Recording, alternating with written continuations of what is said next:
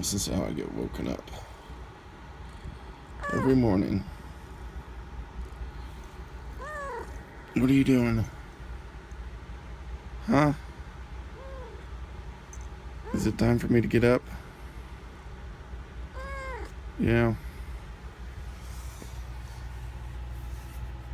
Okay. Rise and shine. Let's get rolling. Well, good morning, America, people in the rest of the world. It is November the 5th, 2016, and we're getting after it, going to work. So, this is West Texas WToilmen, episode 1 of who knows how many. We got our wellhead right here, and some frac tanks that been sitting here for a while. Light plant over here. Frac tanks been called in twice already, and they still haven't picked them up. Got a little great service out here in West Texas.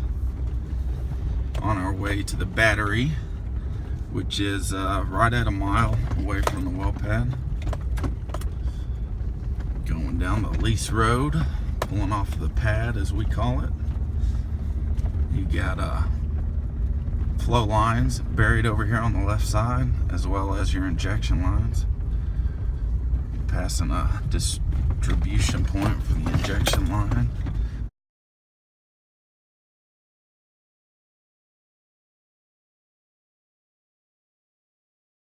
Adrian here. I just wanted to talk to you guys today about pipelines. I've worked in this industry for the last 8 years, almost 9. Just a short time in comparison to many other people. But so I deal with pipelines daily. Deal with gas pipelines, oil pipelines, and injection pipelines and flow lines, which are all buried underneath the ground.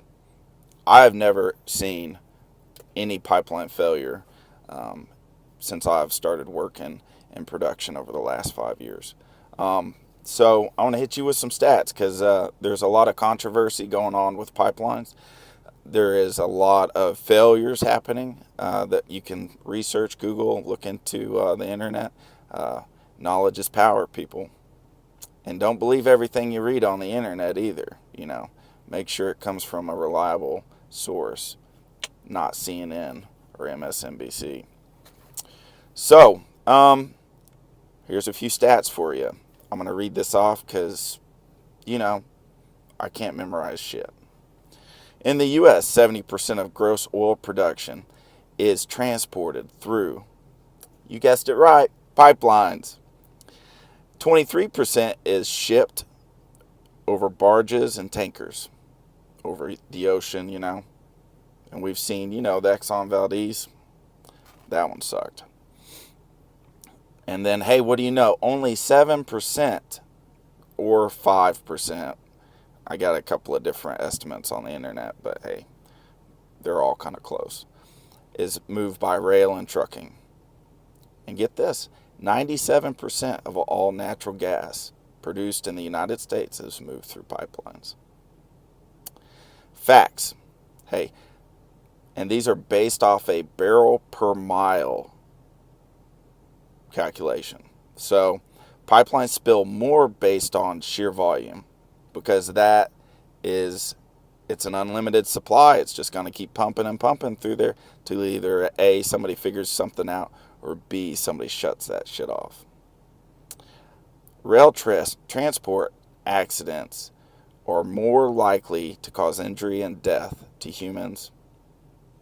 So what's more important right now, people? The land or people? The land is important. Rail transport has a higher probability of spills just based off of transportation statistics. And also, that shit's moving by you in the trains right next to the highway. Those trucks are driving by you right next to the highway. You want a tanker flipping over in front of you, hauling crude oil, blowing up in front of you, burning you alive? It's not the way I want to go. Trust me. pipelines. So, what's our problem with pipelines? There are several reasons for failure within pipelines: corrosion, weld failures, human error, that backhoe operator that didn't, call in and do a dig test, locate the lines. You got to locate the lines, people. A natural disaster. Thanks, God. We really appreciate those hurricanes. Anyways, so along with that, what else is going to be a problem? All right. Outdated pipelines. Hey, and most of this stuff has been installed over the last decades. Don't tell me that the technology that they had 50 years ago is better than the technology that we have today. I wouldn't believe it. Certainly not. Go ask people in Michigan how their water's doing up there in Flint, and I'm sure they'll tell you the same thing.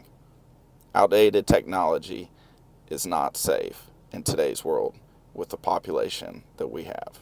So, what are the reasons for these failures? Outdated, the lack of inspection, and the lack of oversight through different entities to make sure that these existing pipelines are kept to a high standard of operation. There's a big lack of it. You just can't set this shit and forget it, man. So, what's my opinion? My opinion, based on these given facts and just my industry experience, is the Dakota Access Pipeline is not going to be a big issue.